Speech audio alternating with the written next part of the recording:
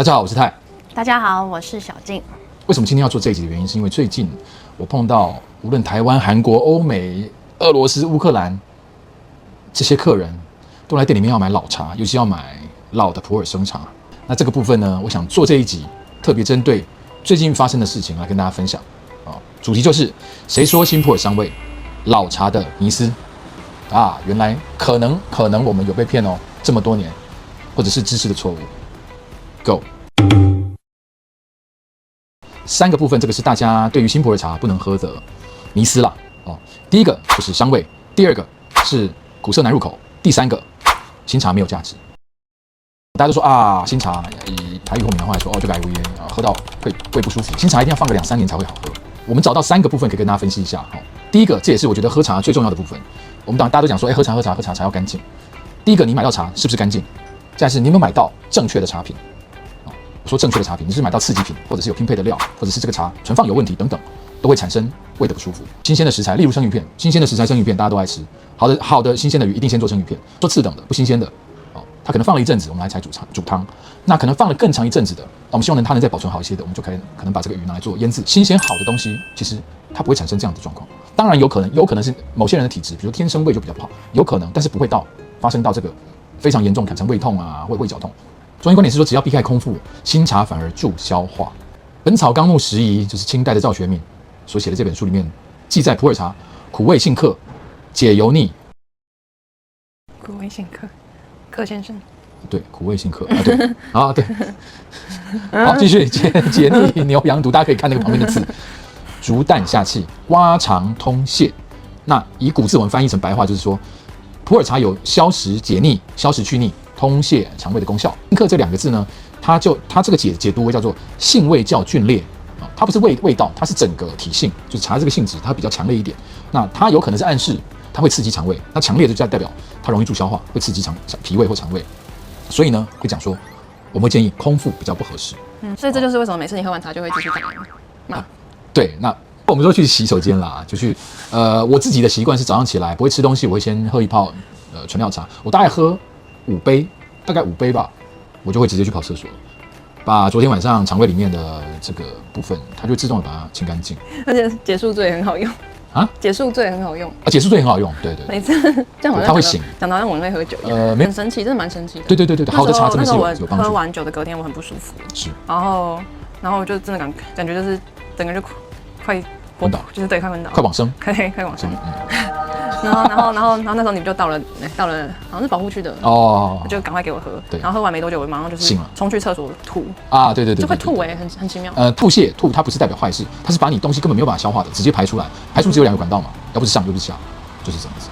那我顺便分享一点，这也是真正发生在我们客人里面的状况。之前一阵子吧，几个月前好像是2-3月，不是在台湾地区那个流行性感冒很严重，那他也是他跟他伴侣就喝了我们的保护区，结果他伴侣也是吐。那我跟他说吐不是好事，他也说对，吐了以后反而精神好，反而身体觉得好了很多。那但是我说，那你喝你就慢慢喝，不要喝那么多，摄取量就是不要用一杯这样的量，把它也是稀释到水一样慢慢喝可能会比较好。那后来没几天身体就好。所以其实好的茶本来自古记载，茶就是对身体是有益的。尤其我们想想看，古代那些茶很多都是野生的，当然后来栽培的也有，那些野生茶树都会吸收天地精华，那么好的东西我们喝到下去，其实是对我们身体是有益的。这不是有个你的朋友，然后他得 COVID。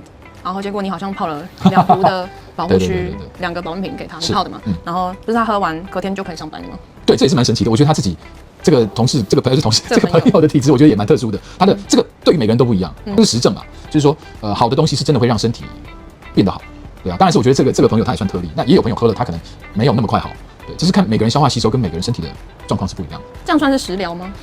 茶疗吧，茶疗，只要吃东西，茶就是喝，不是茶疗。喝疗，可以喝疗。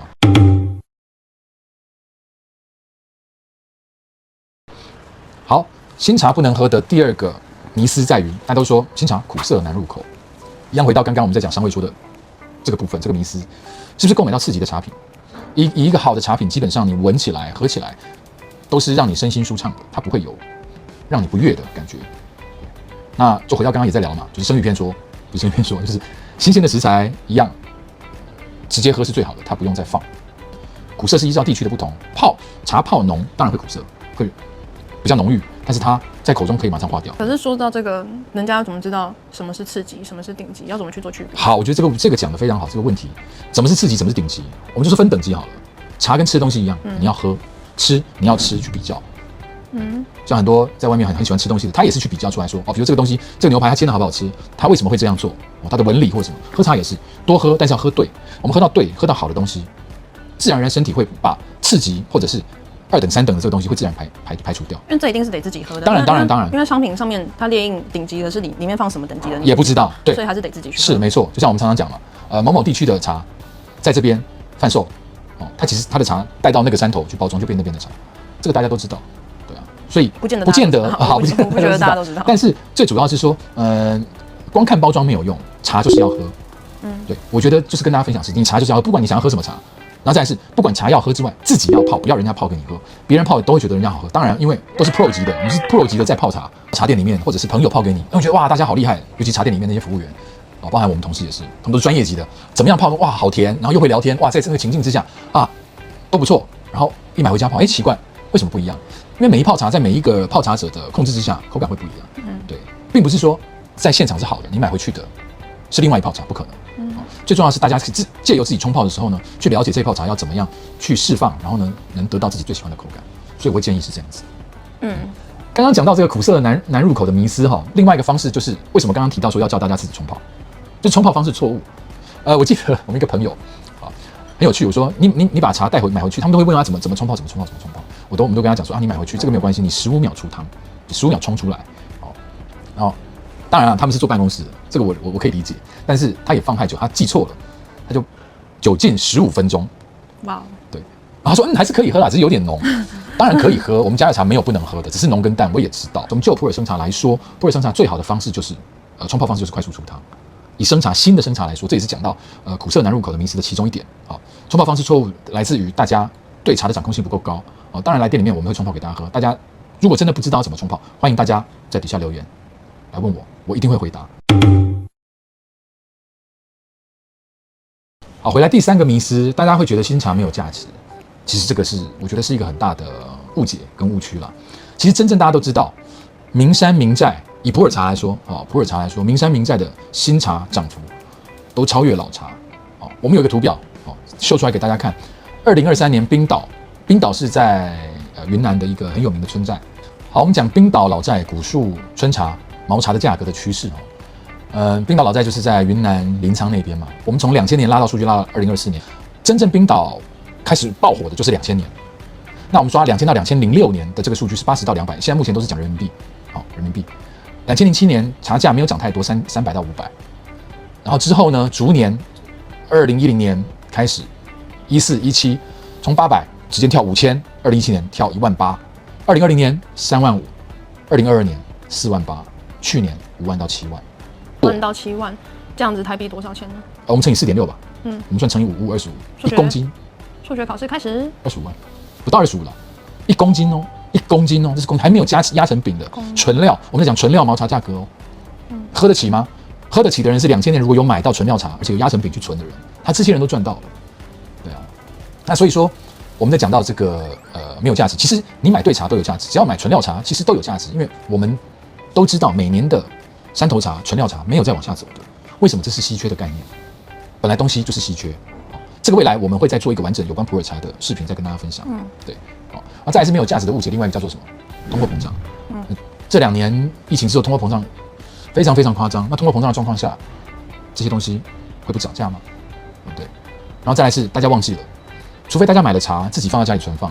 如果到一个商家去购买，尤其买这种可以存放的茶品的时候，大家忘了这些茶虽然我们可能在某年进价的时候，也许是落在合理的范围之内，我们要选择一个很好的仓库帮大家存放。